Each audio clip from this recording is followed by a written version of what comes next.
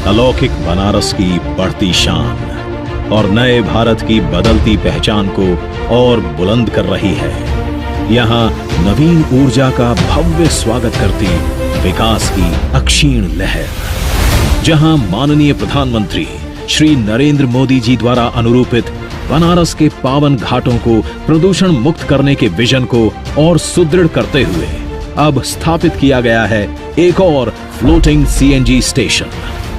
हम गंगा जी का ध्यान रखने वाले हमारे नाविकों की डीजल और पेट्रोल से चलने वाली नावों को सीएनजी से जोड़ने का भी विकल्प दे रहे हैं।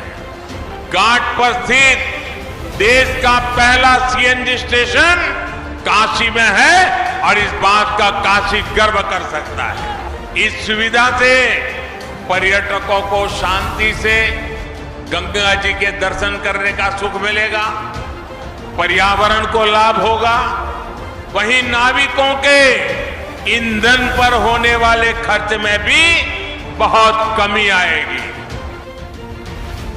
बनारस के 7 किलोमीटर लंबे गंगा तट पर स्थित लगभग 80 से अधिक घाट मां गंगा की निर्मल धारा को सदियों से समेटे हुए हैं।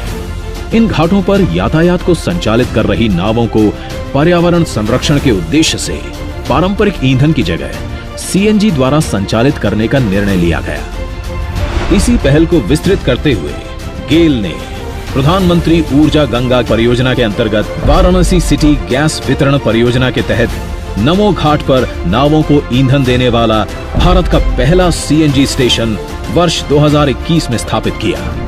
गेल सीएसआर परियोजना के अंतर्गत अब तक 735 पारंपरिक ईंधन चालित नौकाओं को सीएनजी चालित नौकाओं में परिवर्तित किया गया है। इसी श्रृंखला में आगे बढ़ते हुए गेल द्वारा संत रविदास घाट पर एक नया floating CNG MRU dispensing station स्थापित किया गया है।